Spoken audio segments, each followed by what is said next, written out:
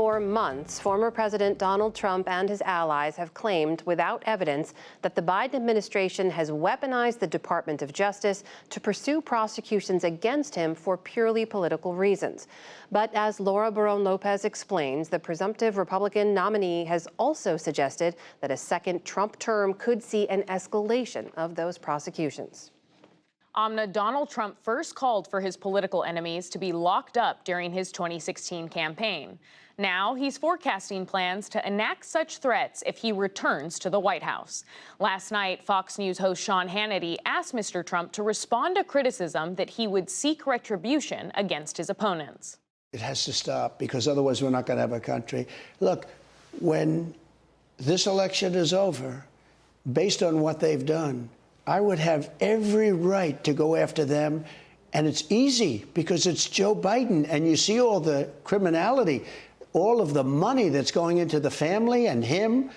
To discuss the rule of law and how a future President Trump could upend it, I'm joined by Ryan Goodman, a professor at NYU Law who previously served as special counsel at the Department of Defense. Ryan, thank you so much for joining us. There's been no evidence of President Biden weaponizing the Justice Department, and some of these prosecutions, we should note, are state prosecutions, not federal. What are the implications of Trump's comments to Fox News? I think there are very serious implications because the President of the United States is the commander-in-chief, but is also the top executive for the Justice Department and has enormous power. So this is not just a kind of an idle threat. And we know from the first Trump administration that he, in fact, did try to make good on the threats by, for example, asking his Attorney General, Jeff Sessions, to investigate and prosecute Hillary Clinton. So I think it's a very real concern for politicizing and weaponizing the Justice Department. And when he asked Jeff Sessions to do that, Sessions refused, according to Robert Mueller's report. So what's to stop President Trump from doing that again, potentially successfully, if he has a second term?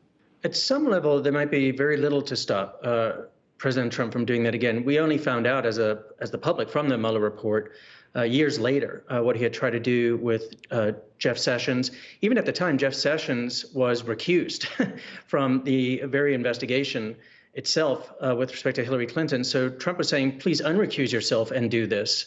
So there was an additional safeguard that time around. And President Trump, according to the New York Times, was also directing Attorney General Barr to go after the investigation of the investigators, which ended up with nothing. It was actually an embarrassment, no other word for it, for Special Counsel John Durham. So I think that's when he had a more pliant attorney general. And we only discovered that by a New York Times 2023 article about how Trump had driven Attorney General Barr and John Durham to do that years later. So I do think that the forces that stood up against him in the past are not going to be the same when he has learned much better how to utilize the levers of power. Right. He could install loyalists across all of these agencies, not just the Justice Department. I also want to ask you about comments from Stephen Miller, former senior advisor to then President Trump, and he's still close to Trump. And he said on Fox after the New York verdict, is every Republican DA starting every investigation they need to right now? Every facet of Republican Party politics and power has to be used right now to go toe-to-toe with Marxism and beat these communists, using common slurs that Republicans do now for Democrats there. Other Trump allies have called for Manhattan District Attorney Alvin Bragg to be jailed. What are they essentially calling for here across the board? So it's quite extraordinary. Mr. Miller himself, I imagine, will have a senior position in a second Trump administration if there is one. They're calling for state-level attorney generals and local-level district attorneys to just indict people on the basis of politics. It's not as though Mr. Miller is actually citing criminality or actual crimes being committed. So it's just really extraordinary what he's saying rhetorically, but I don't think it's pure rhetoric. And the comparison with what Alvin Bragg has done in New York, I think, is stark.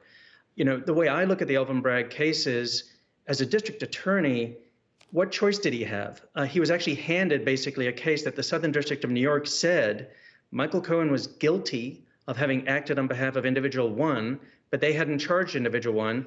And in the plea agreement, Michael Cohen pleads to falsifying business records as part of the Trump organization. So that's a very different crime base that Alvin Bragg was going off on. And what Stephen Miller is saying is there's hardly a word for it other than like retribution and political retribution.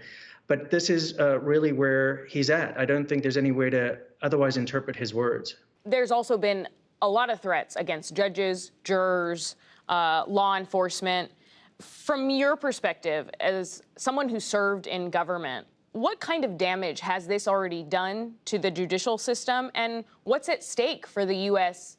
justice system in this election? So I think that our country is unfortunately entering a very dangerous period in which there are heightened threats of political violence, and there have been skyrocketing threats against election officials, for example, as well. And it's just extraordinary to see how a former president of the United States has been placed under multiple gag orders in order to protect the judiciary, jurors, and witnesses.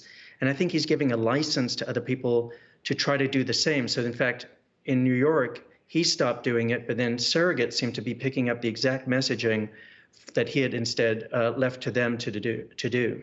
Ryan Goodman of NYU Law, thank you for your time. Thank you.